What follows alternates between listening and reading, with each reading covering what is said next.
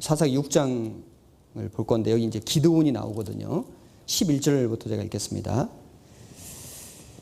큰 용사 기드온, 이런 제목으로 말씀드려 볼게요. 여호와의 사자가 아비에셀 사람 요아스에게 속한 오브라에 이르러 상수리 나무 아래 앉으니라. 마침 요아스의 아들 기드온이 미디안 사람에게 알리지 아니하려 하여, 제가 이제 빨리 하려다 보니까 말이 빨리 안 되네요. 밀을 포도주 틀에서 타자 가더니 여호와의 사자가 기드온에게 나타나 이르되 큰 용사여 여호와께서 너와 함께 계시도다. 기드온이 그에게 대답하되 나의 주여 여호와께서 우리와 함께 계시면 어찌하여 이 모든 일이 우리에게 미쳤나이까. 또 우리 열조가 일찍 우리에게 이르기를 여호와께서 우리를 애굽에서 나오게 하신 것이 아니냐 한 그 모든 이적이 어디 있나이까. 이제 여호와께서 우리를 버리사 미디안의 손에 붙이셨나이다. 여호와께서 그를 돌아보아 가라사대 너는 이 내 힘을 의지하고 가서 이스라엘을 미디안의 손에서 구원하라. 내가 너를 보낸 것이 아니냐. 기드온이 그에게 대답하되 주여 내가 무엇으로 이스라엘을 구원하리이까. 보소서 나의 집은 므낫세 중에 극히 약하고 나는 내 아비 집에서 제일 작은 자니이다. 여호와께서 그에게 이르시되 내가 반드시 너와 함께 하리니 네가 미디안 사람 치기를 한 사람을 치듯 하리라. 자, 우선 16절까지만 읽었습니다. 여기 기드온 이라는 사람이 나오는데 그 이름의 뜻이 크다, 기드온 크다, 힘있다, 이제 이런 뜻입니다. 그런데 그 이름과 반대되는 삶을 살았거든요. 왜냐하면은 여기 읽었지만은 미디안 사람에게 들키지 않기 위해서 몰래 숨어가지고 그 밀을 포도주 틀에서 이렇게 타작하는, 어떻게 보면 굉장히 좀 비겁해 보이는, 좀 아주 옹졸해 보이는 이제 이런 이제 모습인데, 그래서 숨어가지고 이제 자기 먹을 거 이렇게 조금 그거 이제 타작하는 그런 그 기드온에게 여호와의 사자가 나타나서 뭐라고 얘기를 했냐면은 큰 용사여 여호와께서 너와 함께 계시도다. 이 기드온이 얼마나 깜짝 놀랐겠습니까? 그래서 기드온이 말하기를 아니 저는 아주 작은 자입니다. 저는 이 므낫세 중에서도 극히 약하고 제일 작은 자입니다. 큰 용사여 이렇게 불러주시는 게 합당치 않다는 거죠. 그런데 왜 하나님은 그 기드온을 큰 용사라고 부르셨을까요? 자, 주님은 생명 없는 것으로도 생명 있는 걸 만드시는 분이잖아요. 흙으로도 사람을 만드셨고, 그리고 또 아주 연약한 뭐 예를 들면 생명이 없는 모세 지팡이라든지 또 아까 삼갈의 소모는 막대기라든지 이런 것을 통해서도 뭐 수백 명을 죽이고 홍해를 가르는 이런 기적을 행하시는 분이 하나님이시잖아요. 정말 사람이 볼 때는 너무나 연약해 보이는 그런 사람들, 그 무식한 베드로 같은 어부, 성질 급한 그 다혈질적인 그 베드로, 또 소심한 요한 같은 사람들, 그 하나님을, 예수님을 믿는 사람들을 그 핍박하고 대적했던 그 사울 같은 사람들, 나중에 바울이 됐지만 그런 사람들을 부르셔서 그들을 변화시켜가지고 그들에게 힘과 능력을 주셔서 정말 그들을 이 기독교 역사에 아주 그 거인으로 만드시는 거 봐요. 거인. 정말 거인, 자이언트죠, 그들은. 자, 우리도 정말 하나님 보실 때는 생명 없는 막대기와 같고 불탄 실 같고 정말 아무것도 아니지만은 하나님이 우리를 부르시면은, 하나님 우리에게 능력을 주시면은 우리도 큰 용사가 될 수 있다는 겁니다. 이 기드온이 정말 작은 비겁한 그런 사람이었는데 기드온을 큰 용사로 만들어 주셨어요. 큰 용사여 여호와께서 너와 함께 계시도다. 함께 계시면 큰 용사가 되는 겁니다. 우리도 마찬가지죠. 우리도 우리 자신을 볼 때, 저도 저 자신을 볼 때 진짜 아무것도 할 수 없는 존재예요. 그런데 하나님이 함께 계시면은 우리를 큰 용사로 만드실 수 있는 겁니다. 자, 큰 용사가 되려면 우리는 무엇을 해야 될까? 이 기드온의 경우를 좀 보면은 우선 겸손해야 됩니다. 기드온 겸손했거든요. 그래서 기드온이 우리 아까 읽었지만은 나는 므낫세 중에 극히 약하고 내 아비 집에서 제일 작은 자입니다. 자기를 낮추는 사람을 하나님이 높이 쓰십니다. 근데 자기를 스스로 높이는 사람은 내가 그 일을 할 수 있습니다. 어떤 일을 맡기면은 야, 이제 사람 알아보네 이렇게 하는 게 아니라 저는 그 일을 할 수 없는데 할 수 없지만은 하나님이 명하신다면은 제가 순종해서 노력해 보겠습니다. 대신에 도와주셔야 됩니다. 이런 마음으로 나아가는 것이 올바른 것입니다. 그리고 이 기드온도 마찬가지지만은 이 어떤 과정을 통해서 훈련시켰습니다. 우리도 주님의 큰 일을 하기 위해서 하나님이 함께 하시지만 훈련은 반드시 필요한 거거든요. 그러니까 우리 신앙생활 자체가 계속 훈련이에요. 훈련은 고된 거거든요. 우리가 주일날 교회 오고 어떤 모임에 가고 어떤 봉사를 하고 어떤 맡겨진 숙제를 하고 그 다른 사람들을 돌아보고 성경을 공부하고 계속 이 끊임없는 연습과 훈련이지 않습니까? 훈련과 연습 없이는 우리는 큰 용사가 될 수 없습니다. 그리고 반드시 주님하고 연합해야 되는 겁니다. 14절에 여호와께서 그를 돌아보아 가라사대 너는 이 내 힘을 의지하고 가서 이스라엘을 미디안의 손에서 구원하라. 내가 너를 보낸 것이 아니냐. 여기 보면 이걸 이제 잘못 오해하면은 기드온 너는 너의 힘을 의지하고 가서 이스라엘을 구원하라. 이렇게 오해할 수도 있는데 이 뒤에 문맥을 보면은 이 내 힘을 이걸 좀 자세히 풀어서 얘기하면은 하나님이 주신 그 너의 힘을 의지하고 가서 이스라엘을 구원하라. 내가 너를 보낸 것이 아니냐. 그래서 16절을 보면 명확하죠. 여호와께서 그에게 이르시되 내가 반드시 너와 함께 하리니 네가 미디안 사람 치기를 한 사람을 치듯 하리라. 하나님이 능력이 하나님입니다. 그 하나님과 함께 하는 것, 그 하나님과 연합하는 것, 그것이 우리가 적을 이길 수 있는, 승리할 수 있는 큰 용사가 될 수 있는 이제 비결인 겁니다. 너와 함께 할 것이다. 약속하셨죠. 이 약속은 기드온에게만 하신 거 아닙니다. 우리에게도 그렇게 약속하셨습니다. 자, 그리고 기드온이 이제 전쟁에서 승리하기 위해서 한 일이 뭐냐면 우선 우상을 없애는 일이었습니다. 여기 6장 25절에 보면은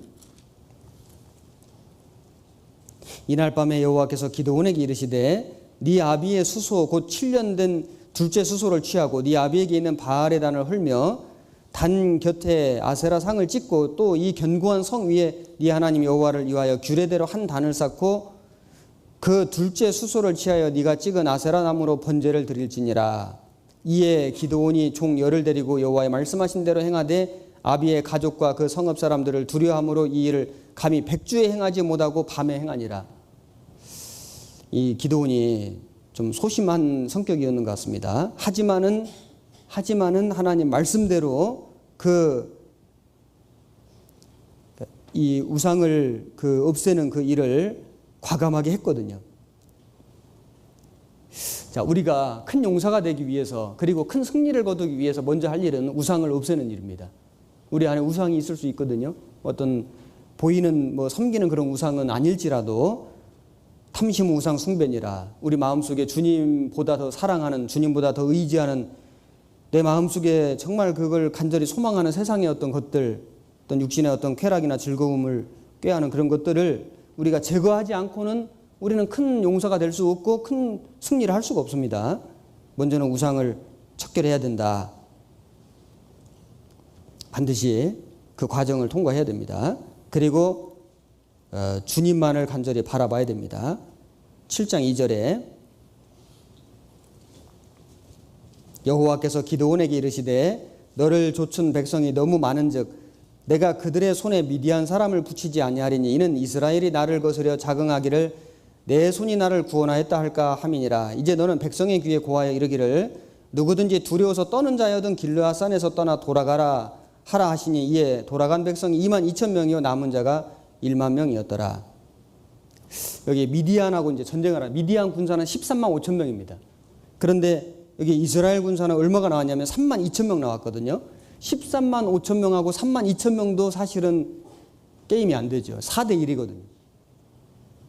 굉장히 불리한 전쟁입니다. 그런데 그나마도 두려워 떠는 자 2만 2천 명을 돌아가라 만 명 남았거든요. 만 명. 그러니까 13.5대 1 된 겁니다. 더 훨씬 불리해졌죠. 왜 2만 2천 명을 돌려보냈을까? 그들 마음속에 두려움이 있어. 두려움. 두려워하는 사람은 하나님을 할 수 없습니다. 그리고 자기만 하지 못할 뿐 아니라 다른 사람 마음도 약하게 만들어. 야, 우리 저거 할 수 있겠어? 못할 것 같은데? 이 두려워하기 때문에 자기 자신도 하지 않지만은 다른 사람들까지도 못하게 만들어 버립니다. 이 나쁜 영향을 주죠. 자, 그래서 만 명이 남았는데 만 명도 많은 거예요. 하나님 보실 때는. 왜냐하면은 군사가 많으면은 전쟁에서 승리를 해도 우리 힘으로 이겼다 이렇게 나올 거니까 아주 절대적으로 불리한 도무지 이길 수 없는 어떤 상황을 만들어 놓고 하나님이 이기게 해주시는 겁니다. 그래서 하나님이 하신 걸 나타내 주시는데, 그래서 이제 실험을 했죠. 어떤 실험을 했냐면은 여기 7장 5절에 이에 백성을 인도하여 물가에 내려가매 여호와께서 기드온에게 이르시되 무릇 개의 핥는 것 같이 그 혀로 물을 핥는 자는 너는 따로 세우고 또 무릎을 꿇고 마시는 자도 그같이 하라 하시더니 손으로 움켜 입에 대고 핥는 자의 수는 300명이요 그 외의 백성은 다 무릎을 꿇고 물을 마신지라. 자, 여기에 우선 여기 무릎을 꿇고 물을 마셨다.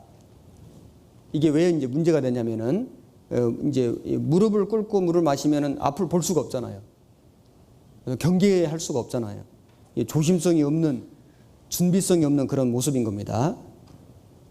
그리고 그 다음에 또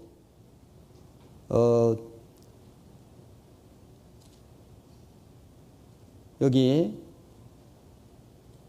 개의 핥는 것 같이 그 혀로 물을 핥는 자는 너는 따로 세우고 무릎을 꿇고 마시는 자도 그같이 하라. 그래서 그 앞전에 두려워하는 사람 2만 2천 명 돌려보냈고, 그 다음에 이 조심성이 없고 준비성이 없는 사람, 경거망동하는 사람, 이런 사람들 이제 다 돌려보낸 겁니다. 그래서 정말로 담대함이 있는 사람, 아주 용감한 사람, 그리고 또 용감한다고 해가지고 이 용감한 거하고 대충 하는 거하고 다르거든요. 용감하다고 해가지고 아무 생각 없이 계획 없이 대책 없이 그냥 하는 게 아니고, 용감한데 아주 철저한 사람, 용감한데 아주 준비를 철저하게 하는 사람, 아주 세심한 사람, 경계를 하고 조심하고 이런 사람 300명 용사를 딱 모은 겁니다. 정예 부대를 딱 모은 거예요. 그리고 이 무릎을 꿇는 모습은 뭐냐면은 세상에 굴복하는 모습이라고도 할 수 있습니다. 그래서 그 이제 물을 마시는 것은 이제 목이 마르니까 물을 마시는데, 그래서 어떤 세상을 향한 갈증 때문에 예를 들면 어떤 육신의 어떤 즐거움을 탐한다든지 어떤 쾌락이라든지 또는 세상의 어떤 재물이라든지 또는 승진이라든지 어떤 육신의 정욕이라든지 이런 갈증 때문에 세상에다가 무릎을 꿇는, 마귀에게 무릎을 꿇는 이제 이런 것은 합당치 않은 겁니다. 그래서 이제 하나님의 싸움에 참여할 수가 없는 거예요. 그들을 다 돌려보냈습니다. 그리고 이제 300명이 나간 겁니다. 16절에 300명을 세대로 나누고 각 손에 나팔과 빈 항아리를 들리고 항아리 안에는 횃불을 감추게 하고, 그리고 20절에 세대가 나팔을 불며 항아리를 부수고 좌수에 횃불을 들고 우수에 나팔을 들어 불며 외쳐 가로되 여호와와 기드온의 칼이여 하고 각기 당처에 서서 그 진을 사면으로 에워싸매 그 온 적군이 다름질하고 부르짖으며 도망하였는데 300명이 나팔을 불 때 여호와께서 그 온 적군으로 동무길에 칼날로 치게 하심으로 적군이 도망하여 스레라의 벳시다에 이르고 또 답밭에 가까운 아벨무홀라의 경계에 이르렀으며, 이스라엘 사람들은 납달리와 아셀과 므낫세에서부터 모여서 미디안 사람을 쫓았더라. 그래서 이 어떤 모습이냐면은 이제 여기 이 무기가 뭐냐면은 칼이 아니었습니다. 나팔하고 항아리하고 횃불이잖아요. 그래서 횃불을 항아리 속에 감추고, 그리고 이제 이 결정적일 때에 항아리를 부수니까 이제 횃불이 막 드러나는 거잖아요. 그때 막 나팔을 분 거거든요. 그러니까 온 적군이 이제 다 도망하고 그래서 아주 엄청난 승리를 거둔 겁니다. 자, 우리는 우리 육신이 항아리라고 한다면은 이 질그릇이잖아요. 질그릇. 항아리 이 흙으로 만든 그릇인 겁니다. 그런데 우리 속에 이 주님의 생명, 주님의 복음과 같은 횃불이 있는 거거든요. 있잖아요. 이게 드러나려면은 이 육신이 깨져야 되거든요. 아니, 내가 좀 죽어야 되잖아요. 내가 팔팔하게 살아 있고 내 자존심 세우고 내 육신의 어떤 정욕을 추구하고 살아간다면은 내 속에 있는 복음이 이 진리의 횃불이 어떻게 드러나겠어요? 내가 깨져야, 내가 죽어야 내 안에 진리의 횃불, 복음의 횃불이 드러나도록 되어 있는 겁니다. 그래서 그 칼이 없었거든요. 여기 보면 칼이 없어요. 칼이 없는데 뭐라고 외쳤냐면 여호와와 기드온의 칼이여 하고 외쳤거든요. 그래서 항아리가 깨지듯이 우리 자신이 하나님 앞에 깨지고 부서지고 자기를 부인하는 삶, 이것이 우리에게는 강력한 무기가 됩니다. 이건 정말 칼이거든요. 이 성령의 검, 이걸 가지고 우리는 싸우는 겁니다. 그리고 나팔 소리를 언제 나팔을 불었냐면은 항아리가 깨지고 횃불이 드러날 때. 그래서 어둠 속에서 나팔 불어봐야 이게 이 진리가 전해지겠어요? 우리가 세상의 어둠 속에 죄 속에 생활의 염려 속에 팍 파묻혀 살아가는데 이게 뭐 복음 전한다고 말을 해봐야 복음이 안 전해질 거 아니에요. 우리가 항아리가 깨지고 우리 육신이 정말 깨지고 죽고 진리의 횃불과 복음의 횃불을 드러내면서 정말 복음을 외칠 때 하나님이 큰 승리를 거두게 하시고 많은 영혼들을 다시 돌아오게 하실 겁니다. 그래서 그 여리고성 무너질 때도 소리를 막 질렀는데 소리 때문에 무너진 것이 아니라 주님이 순종하는 그들의 그 모습을 보시고 역사하셔서 이 지진 일으켜가지고 무너뜨린 거예요. 우리가 하나님 말씀에 순종하고 그리고 순종하는 삶을 살면서 복음을 전할 때 하나님이 우리를 통해서 역사하시는 겁니다.